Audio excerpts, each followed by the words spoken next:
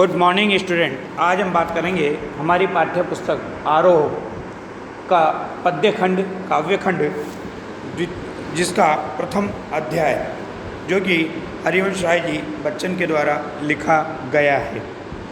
कल मैंने आप लोगों को हरिवंश राय बच्चन की जानकारी प्रदान की थी।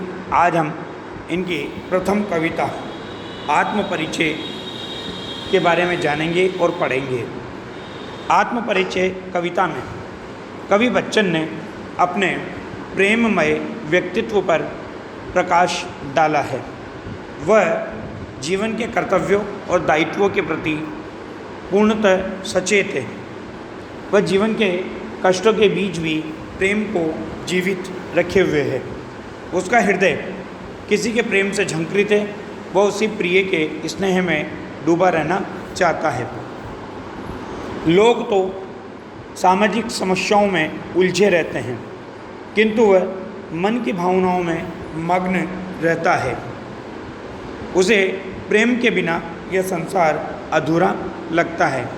इसलिए वह एक नए स्वप्निल संसार की या सपनों के संसार की खोज में रहता है।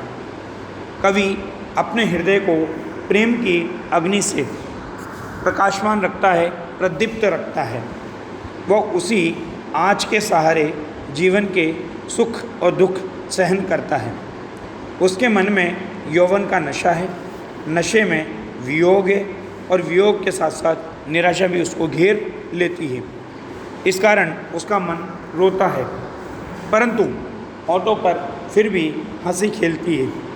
वो प्रेम भरी यादों को अपनी पूंजी मानता है।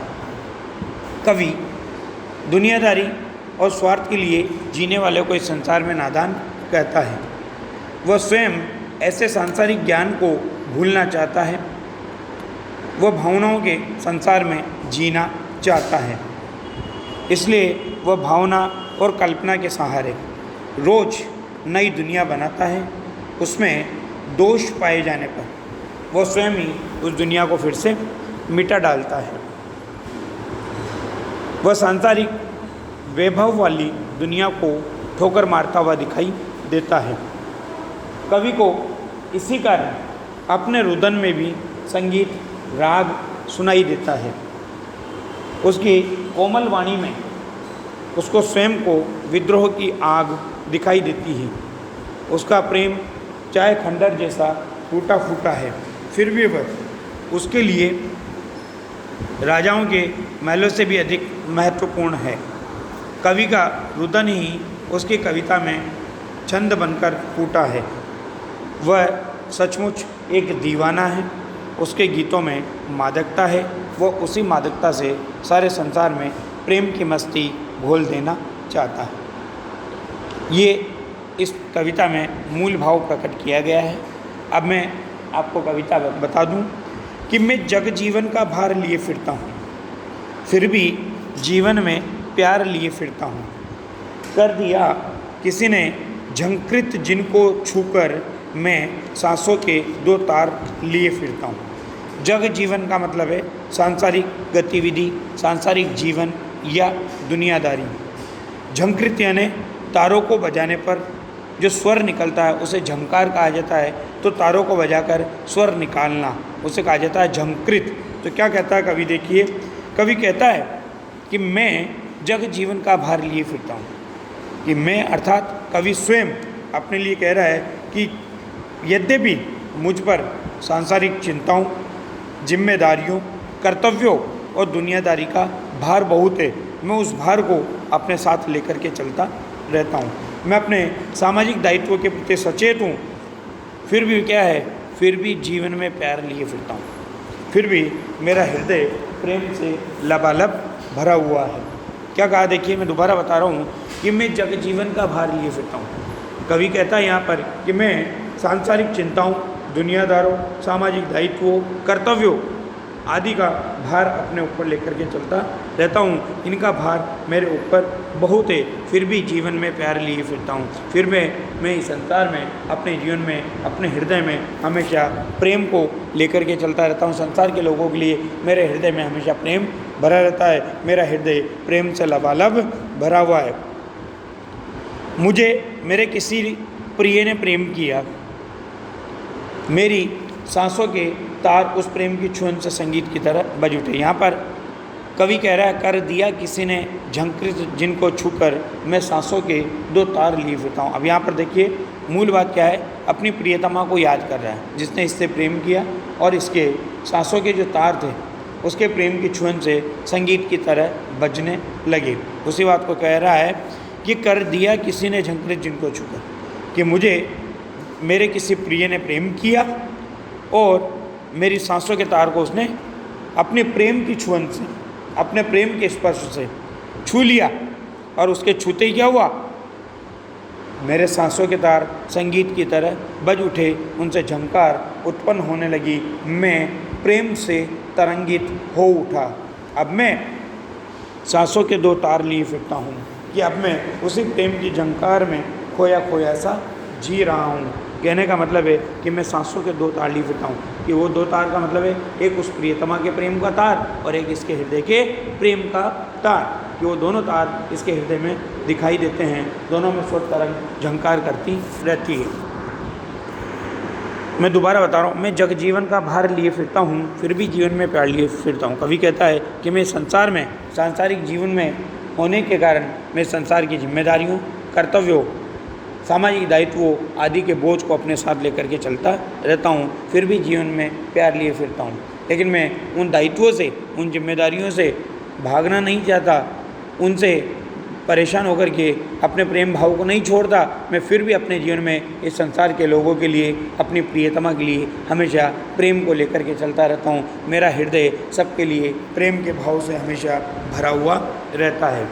कर दिया किसी ने झंकृत जिनको छूकर, कि मेरी जो सांसों के तार हैं उनको क्या किया, किसी ने मुझसे प्रेम किया, अर्थात उस प्रियतमा ने मुझसे प्रेम किया और मेरे सांसों के तारों को अपने प्रेम की छुअन से, अपने प्रेम के स्पर्श से छू दिया और छूने के बाद उनमें उस प्रेम की स्वर तरंग झंकार कर उठी और मैं सांसों के दो तार लिए फिरता हूँ। मैं प्रेम से तरंगित हो उठा और अब मैं उसी प्रेम की झंकार में खोया खोया सा जी रहा हूँ, अर्थात उसके द्वारा किए गए प्रेम को अपने हृदय में लेकर के, उसके प्रेम और मेरे प्रेम को मैं साथ लेकर के चल रहा हूँ।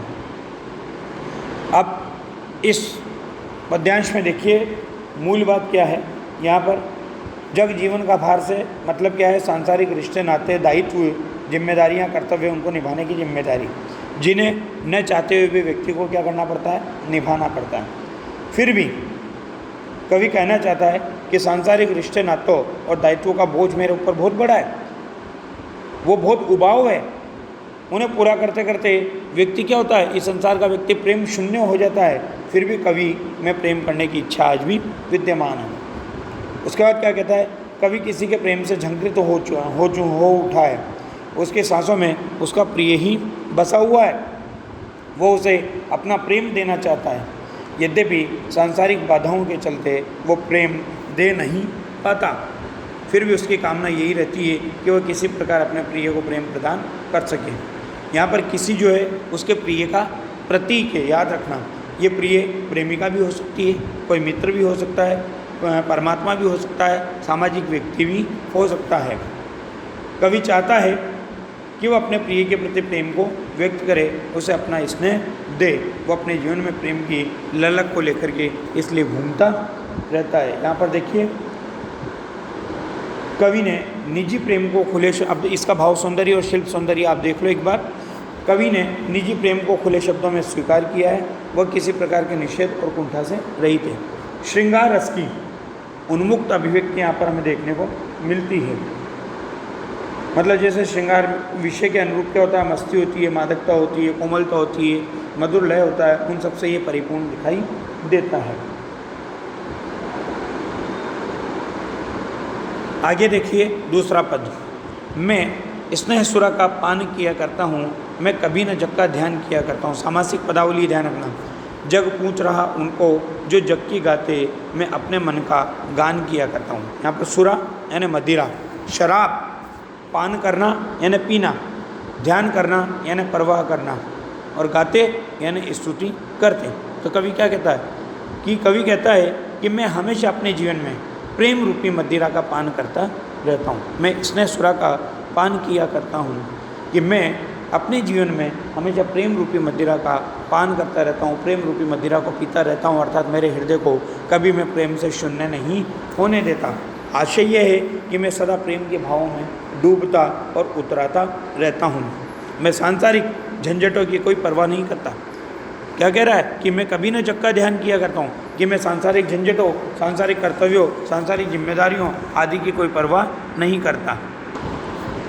तो कवि क्या कह रहा है कि मैं प्रेम रूपी मदिरा का पान करता रहता हूँ। आशय ये है कि मैं सदा प्रेम के भावों में डूबता और उतरता रहता हूँ।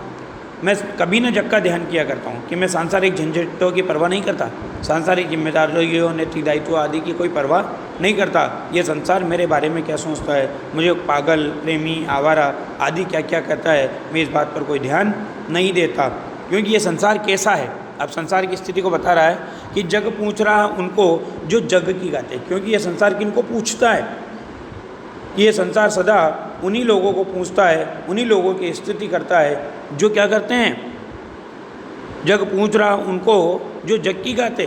क्या कहता है, देखो ये संसार उन्हीं लोगों को पूछता है, उन्हीं लोगों की स्तुति किया करता है जो संसार की स्तुति किया करते हैं, अर्थात संसार के लोगों के कहे अनुसार चलते रहते हैं। ये संसार उन्हीं लोगों को पूछता है, या कवि के अर्थ में लो तो अर्थात जो ये लोग, सांसारिक लोग, सामाजिक सरोकारों वाले कवियों को ज़्यादा पसंद किया करते हैं। फिर कवि कहता है कि मैं अपने मन का गान किया करता हूँ, कि परंतु मैं अपने गीतों में अपने मन को, भावों को व्यक्त करता रहता हूँ। मैं अपने मन का गान किया करता हूँ कि मैं अपने गीतों में अपने मन के भावों को हमेशा अभिव्यक्त करता रहता हूँ। अपनी कविताओं का विषय भी मैं किसको बनाता हूँ, मैं स्वयं को ही बनाता हूँ। मैं स्वयं ही अपनी कविताओं का भी विषय हूँ।